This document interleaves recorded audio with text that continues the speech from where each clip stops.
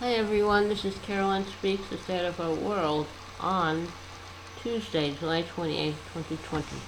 So what is it? Let's see if we can find out, okay? Now, we have the coronavirus still with us, not going away anytime soon. As of this evening, we had 4,360,209 cases in the United States. That's just the United States. There are also many cases around the world. Now, also, with respect to the coronavirus, there are, you might have seen some viral videos supporting a drug that's been promoted by Trump that has nothing to do with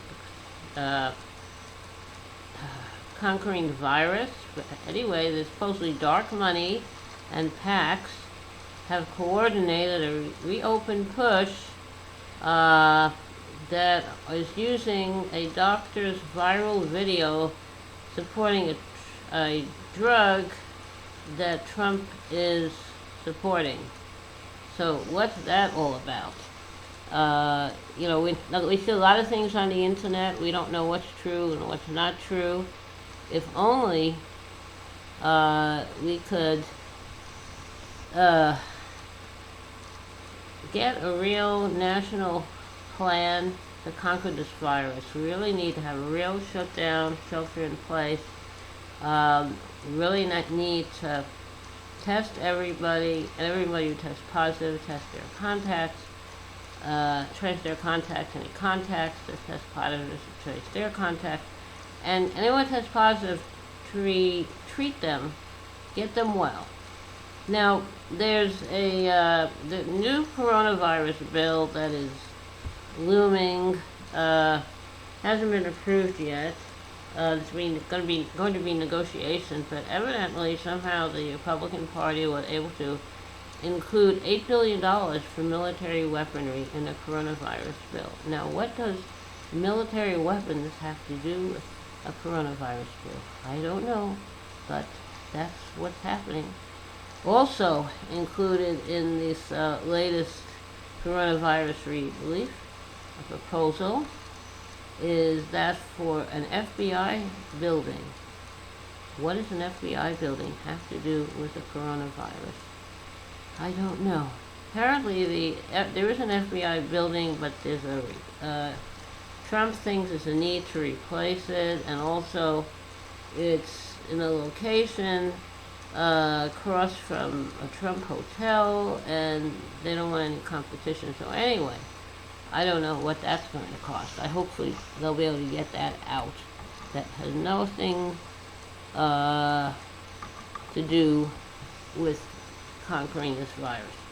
Also, this latest Republican coronavirus aid plan does not include protections for evictions for those who cannot pay their rent, pay their mortgage. We need to protect people so they can pay their rent, pay their mortgage, and get help until they can. Now, it's a very, very strange situation we have here. Typically when bills get passed, I guess sometimes a lot of extra things that they used to call pork gets put into the bill, people's special interests, so who knows. But anyway, also, apparently, those who survive the coronavirus can have heart damage that lingers for quite a while. And it's very strange times we're living in today, because we really don't have a central authority governing this whole process of solving the coronavirus. But it is what it is, and we have to work with it. Now, apparently, Twitter, which is a social media platform, has removed a tweet highlighted by Trump falsely claiming COVID-19 cure. So Twitter is stepping in. I hope it's they removed the tweet. That's good. I don't know how long it took them to do that. Misinformation. Also, Twitter has temporarily suspended the account of Donald Trump Jr., who's spreading misinformation. I don't know why people want to spread misinformation. We have a sad situation here, and we can't solve it if we're going to put in things to a bill that shouldn't be there. Alright, that being said, we do have a serious problem. It is solvable. Must not forget our essential workers and protect them, and health care professionals and first responders and the homeless, whether living in a shelter or living on the street, and the farm workers, the agricultural workers. They're considered essential, but they have very little in terms of protections. They are kind of at the mercy of the farm owners where they work. Some get good protection, some don't. They don't get health care, or they may get health care. They don't get personal protective equipment. So there has to be, if they're essential, then you have to protect them. Now, we do have United Farm Workers Union, supposed to protect farm workers, and they negotiate with farms and all over the country and get contracts, but it's supposed to protect the workers, but it's hard to get these contracts, and it's hard to get the farm owners to abide by whatever they agree to. So that's definitely a problem. Now, related to the coronavirus, we have people who are losing their homes because a bill is to protect against that is going to end, and we need it to be renewed to protect people from being evicted from their apartment or their home. And we need to also include aid for the owners of the apartments and the banks that hold the mortgage on the homes, because these people who own the places, they still have to make their payments. So we have to help them too. Now, immigration is another issue that's affected by the coronavirus. Immigrants are being hard hit. We have immigrants of all ages in detention centers around the country. We have changing policies on immigration. We have families that have been separated, where the children are separated from the parents. They may or may not be in detention centers. Children may be alone in detention centers. So we have unaccompanied minors who come across the border, and they're put in detention centers. And there's been some evidence that the Trump administration is taking these unaccompanied minors that have come here seeking asylum, putting them in some kind of a detention, like in a hotel or something near the border, and then they're expelling them, they're deporting them. They came here seeking asylum, and they're ending up leaving. Then we have the families that have been separated, where the parents in some places might be given the choice, well, sign your children over to us, and we'll take care of them, and then we'll deport you.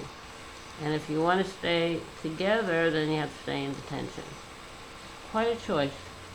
And of course, the coronavirus is hitting these detention centers pretty hard, because they're packed in, also jails and prisons. So we have to do something about that. We have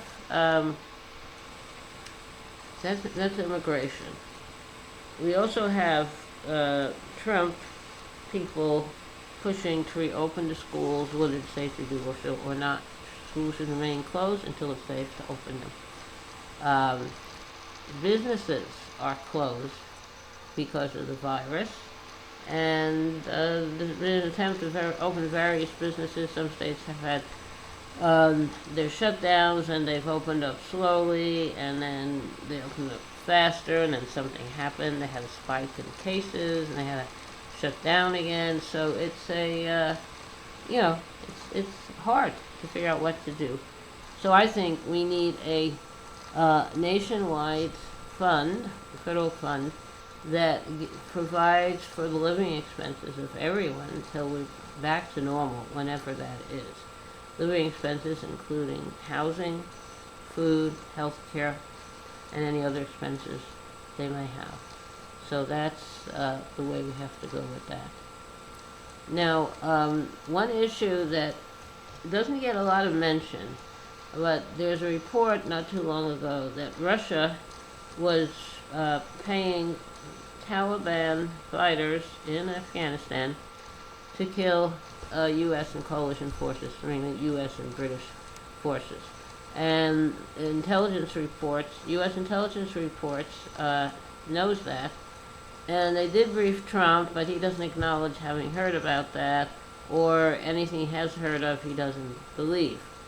So basically Russia is putting a bounty on the lives of U.S. and coalition forces, and Trump and his people do not care. That's the way it appears. Now, we have we have a lot of Native Americans here who have lost their land, and slowly they're getting their rights back. It's taking a lot of time, hundreds of years, but they live in very poor conditions with regard to housing. Some places don't even have running water, and they're trying. Supreme Court has made various decisions that favor the Native Americans, and they should means they should get their land back. We'll see how that goes. Now, there are lots of things happening, and we can't solve them all, but they're out there. You should be aware of what's happening.